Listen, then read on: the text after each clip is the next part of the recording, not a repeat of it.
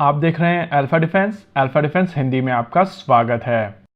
आज के इस वीडियो में हम लोग बात करने वाले हैं चाइना से भेजे गए एक कंसाइनमेंट के बारे में जो पाकिस्तान जा रहा था और इसको बहुत सारे लोग न्यूक्लियर कार्गो कह रहे हैं। इसके बारे में डिटेल में बात करने से पहले आइए सबसे पहले न्यूज को समझ लेते हैं। चाइना से एक कंसाइनमेंट पाकिस्तान जा रहा था। इस कंसाइनमेंट में जो मशीन थी वो एक सीएनसी मशीन है जिसको डुअल पर्पस में यूज किया जा सकता है। यहाँ पर डुअल पर्पस का मतलब है इस मशीन को नॉर्मल इंडस्ट्रियल यूजेस के लिए भी यूज किया जा सकता है और न्यूक्लियर बॉम्ब बनाने के लिए भी यूज किया जा सकता है। इस मशीन के इंटरसेप्शन के बाद में जो फोटोग्राफ्स निकल कर आए थे उसको देखते हुए भी कई लोगों की तरफ से क्वेश्चंस पूछे गए थे, जिसमें से एक इंपॉर्टेंट क्वेश्चन था कि ये ट्रक के ऊपर कैसे लदी हुई है। देखिए, ये कार्गो चाइना से आ रहा था और पाकिस्तान के कराची जा रहा था। ट्रांसपोर्टेशन के लिए जो शिप लिया गया था वो माल्टीज ओरिजिन का शिप था और इस मर्चेंट वेसल का नाम था अटीला। ये कंसाइनमेंट भेजा गया था एक चाइनीज कंपनी द्वारा जिसका नाम है Taiwan mining import and export को लिमिटेड, और ये कंसाइनमेंट जा रहा था पाकिस्तान की एक कंपनी कॉस्मोस इंजीनियरिंग को। इस चाइनीज कंपनी की तरफ से जब ये कंसाइनमेंट भेजा गया था तो मशीन एज सच ट्रक के ऊपर लदी हुई थी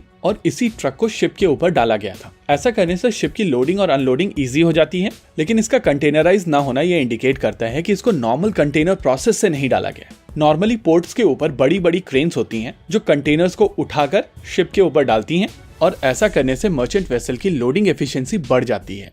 लेकिन भारत की तरफ से जिस कार्गो को इंटरसेप्ट किया गया है वो एक नॉन स्टैंडर्ड कार्गो है और ये चीज इंडिकेट करती है कि इसको नॉन स्टैंडर्ड तरीके से ही लोड किया गया होगा। यहाँ पर एक क्वेश्चन ये भी उठता है कि क्या इस कंसाइनमेंट को बाद में शिप के ऊपर चढ़ाया गया है, लेकिन ये सारी डिटेल्स तभी सामने निकल कर आएंगी जब भारत की तरफ से इन्वेस्टिगेशन कंप्लीट कर ली जाएगी। इनिशियल इन्वेस्टिगेशन डीआरडीओ की तरफ से की गई है और इस इन्वेस्टिगेशन के हिसाब से भारत का क्लेम सही क्लेम है, यानी कि ये मशीन डुअल यूज मशीन है। अब भारत की तरफ से इस मशीन के ऊपर एक डिटेल्ड इन्वेस्टिगेशन की जाएगी और एक प्रॉपर रिपोर्ट सबमिट की जाएगी जिसके बेसिस पर डिसाइड किया जाएगा कि इस चाइनीज और पाकिस्तानी कंपनी के ऊपर सैंक्शंस लगेंगे या नहीं।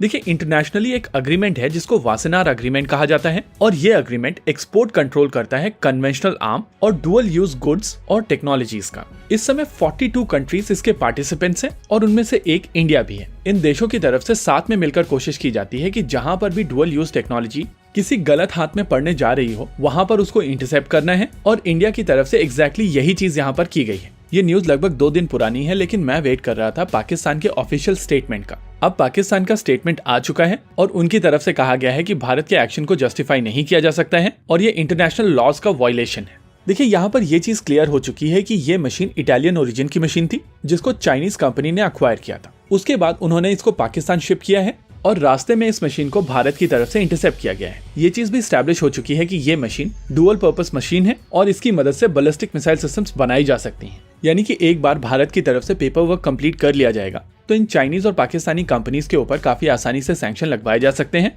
वैसे ये पहली बार नहीं है कि भारत की तरफ से ऐसे कार्गो को इंटरसेप्ट किया गया है। साल 2020 के आसपास भारत की तरफ से चाइना से पाकिस्तान जा रहे ऑटोक्लेव्स को इंटरसेप्ट किया गया था और उस समय भी ये मशीन कॉस्मोस इंजीनियरिंग के पास ही जा रही थी।